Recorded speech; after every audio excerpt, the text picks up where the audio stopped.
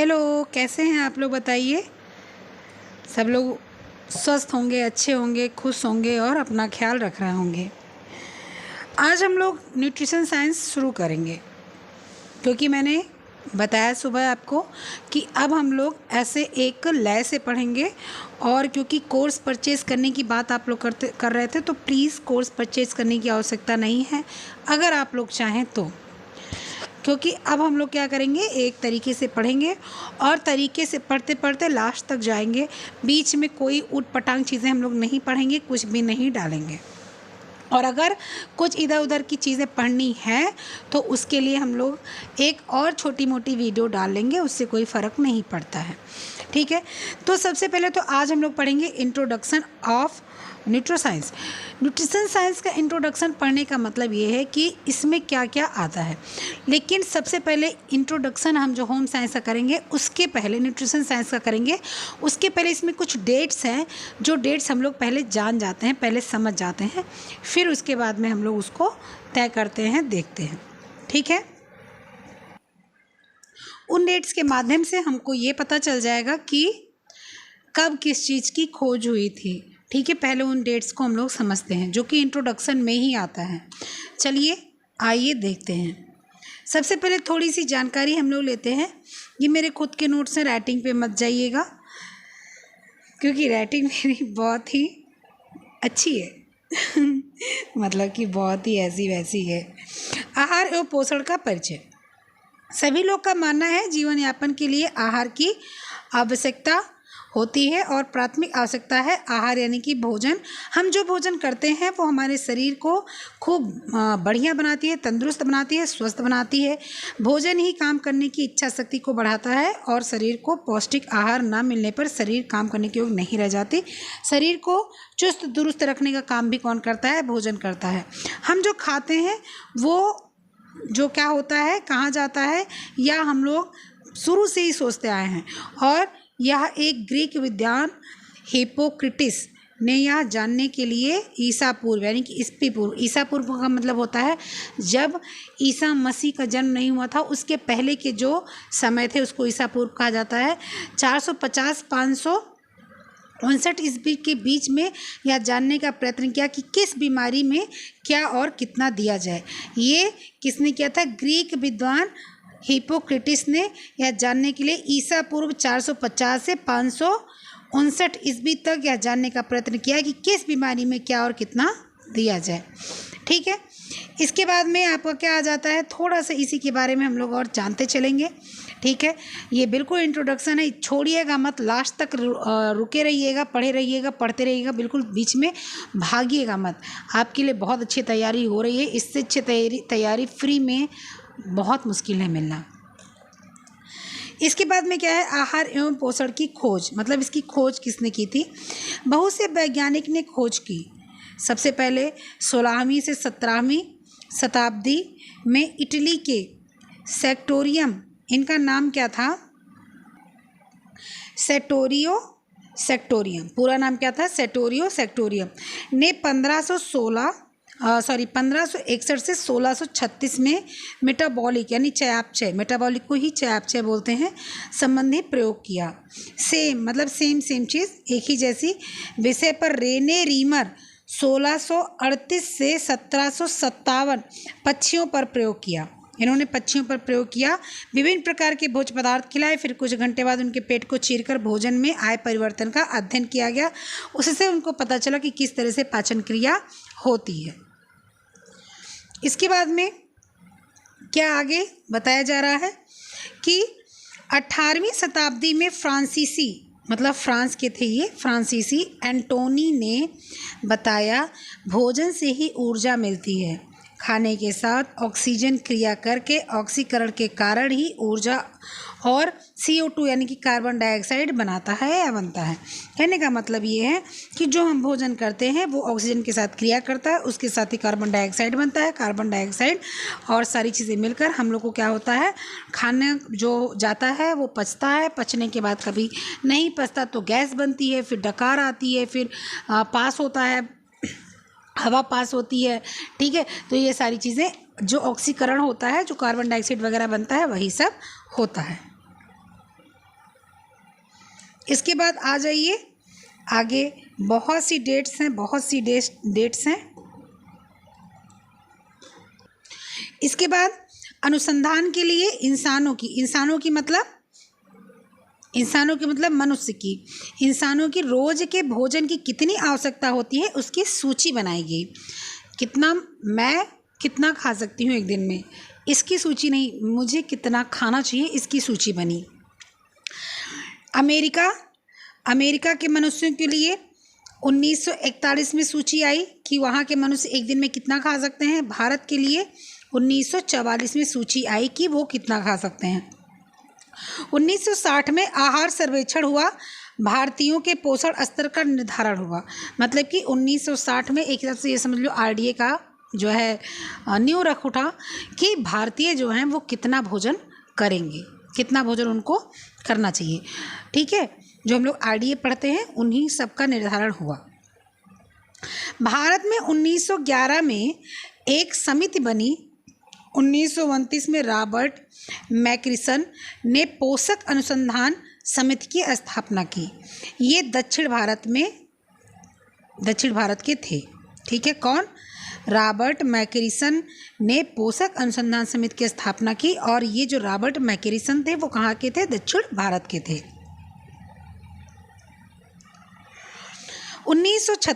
1936 में जन स्वास्थ्य के लिए रिसर्च हुआ, जिसके लिए पोषक सलाहकार समिति बनाई गई।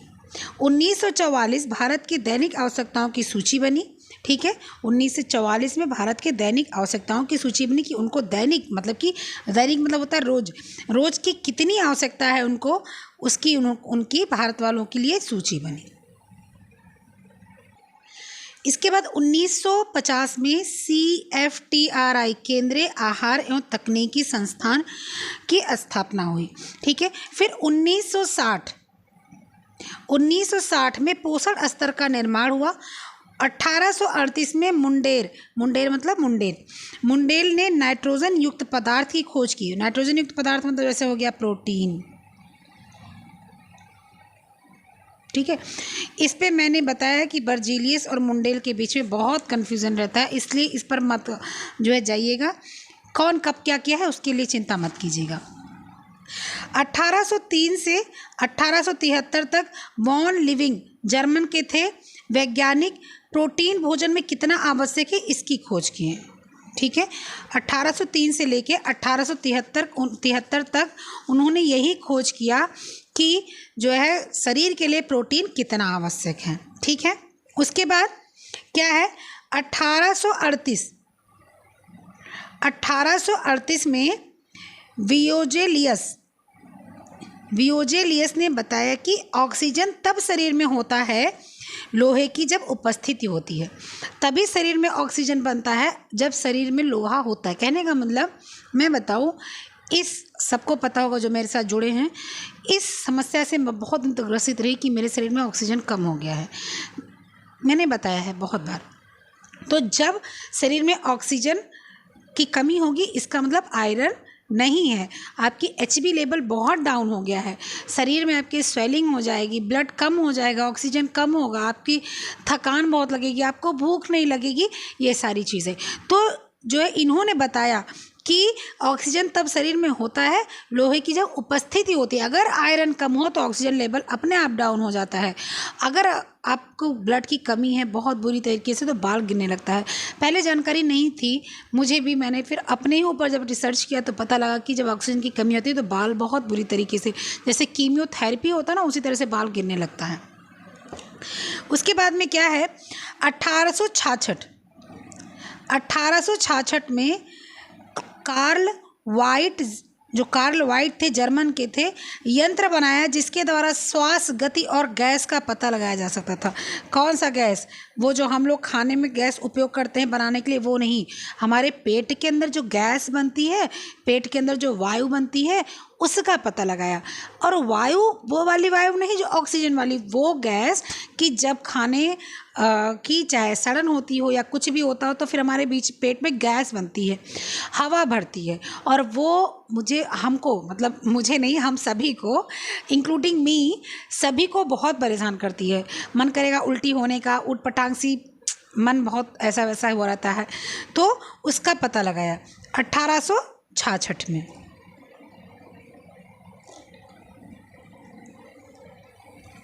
उसके बाद में 1894 में अट्टावर अमेरिका के थे। अट्टावर कहाँ के थे? अमेरिका के थे। दैनिक आहार को समझकर भोज्य पदार्थ मूल सूची बनाई।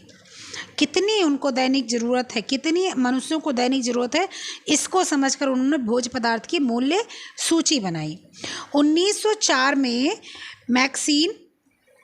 मैक्केसीन ने घेघा का अध्ययन किया। घेघा मतलब ग्वाइटर रोग का उन्होंने अध्ययन किया कि आखिर ये ग्वाइटर होता क्यों है। कब किया? 1904 में।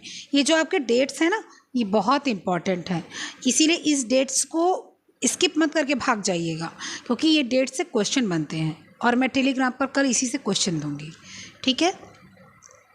इसके बाद में आपका क्या आ जाता है?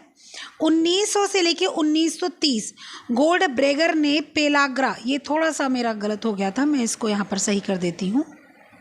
ये क्या होगा? पेलाग्रा बीमारी जीवन सत्व बी का नाम देते हो कि बी बहुत बड़ा आपका विटामिन होता है, इसीलिए इसको जीवन सत्व फिलहाल विटामिन सबको बोला जाता है, चाहे ABCDEFG जो भी मिल जाए, ठीक है, PH जो भी, लेकिन जो आपका विटामिन बी है ये बहुत इंपॉर्टेंट विटामिन है, खासकर बी फैमिली पूरी। इसकी कमी की खोज की थी किसने? गोल्ड ब्रेगर ने, पेलाग्रा की बीमारी के लिए, ठीक है। इसके बाद में 1913 में विटामिन ए और बी की खोज हुई। 1913 में विटामिन ए और बी की खोज हुई और इसका जो श्रेय विटामिन ए का डॉक्टर मैकालम को जाता है और विटामिन बी का हॉपकिंस को जाता है, ठीक है। विटामिन ए का जाता है मैकालम को और विटामिन बी का जाता है हॉपकिंस को। 1932 में खोज किसकी हुई? 1932 में विटामिन सी की खोज हुई। अब विटामिन सी की खोज हुई, अब इसमें थोड़ा सा ये हो जाता है कि 1906 में हॉपकिंस ने स्कर्वी की गणना में पोषणहीनता जन्य रोग का वो किया गया, तो इसीलिए कहीं कहीं हॉपकिंस को, कहीं की डोलस्ट को, कहीं कहीं ऐसे कई लोग को दिया गया है। हॉपकिंस, ज़्यादातर हॉपकिंस की ही बात होती है, ठीक है। और इसको जो है थोड़ा सा ये कन्फ्यूज़न क्रिएटिंग रहता है, लेकिन फिर भी इसको हॉपकिंस मान के चलिए। इसके बाद में आपका क्या आ जाता है? अभी बहुत सी डेट्स हैं, भागिएगा नहीं छोड़ के। भारतीय अनुसंधान समिति 1936 पोषक सलाहकार, पहली बार जन स्वास्थ्य के विषय में खोज हुई। भारतीय अनुसंधान समिति जो थी 1936 में इसकी स्थापना हुई। पोषक सलाहकार पहली बार जन स्वास्थ्य के विषय में खोज हुई। इसके बाद में 1944 में पोषक सलाहकार समिति द्वारा भारत के लोगों का भोजन संबंधी दैनिक आवश्यकता की सूची बनाई गई 1944 में। 1945 में आहार एवं कृषि संगठन की स्थापना हुई। कब? 1945 में। 1950 में क्या हुआ? भारतवर्ष में आहार एवं पोषण संबंधी CFTRI की स्थापना हुई, ठीक है, वो जो हम लोग शुरू में ही पढ़ लिए थे।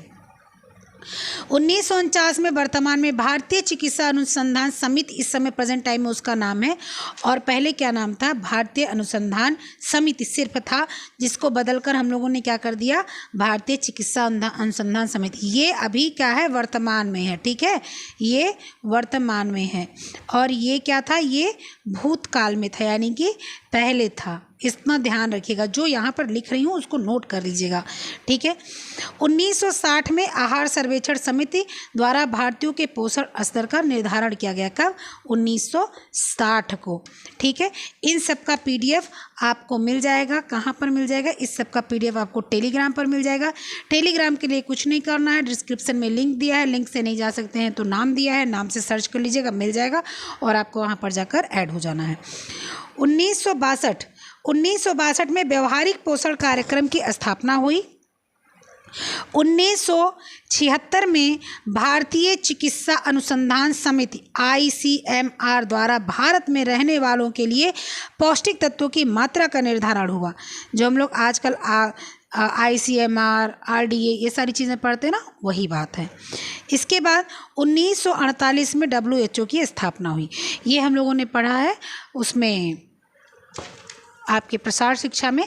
और चिंता मत कीजिएगा, इसको हम लोग लेके भागेंगे, मतलब कि दौड़ेंगे सारी चीज़ें, और सारी चीज़ें हम लोग एग्ज़ाम तक पढ़ेंगे। ठीक है, दोबारा सब कुछ पढ़ेंगे, WHO ये सारी, क्योंकि अब हम लोग दोबारा इसको रिन्यू करेंगे। और सारा PDF आपको कहाँ मिलेगा? टेलीग्राम पर मिलेगा। टेलीग्राम ज्वाइन कर लीजिए और बड़े से बड़े तादाद में आइए और इस जो है प्रसाद का अनुग्रहण कीजिए, प्रसाद को ग्रहण कीजिए। चलिए ठीक है, फिर मिलते हैं हम लोग। अपना ख्याल रखिएगा, खूब पढ़िए लिखिएगा, मस्त रहिएगा और कोशिश कीजिएगा ज़्यादा से ज़्यादा लोग इकट्ठा हों ताकि इसको कंटिन्यू करूं, क्योंकि जब आप लोग रहोगे तभी कंटिन्यू हो पाएगा, नहीं तो नहीं देखने वाले रहोगे तो कंटिन्यू नहीं हो पाएगा। ठीक है, चलिए फिर मिलते हैं। ख्याल रखिएगा, मस्त रहिएगा, खुश रहिए, पढ़ते लिखते रहिएगा। Okay, bye.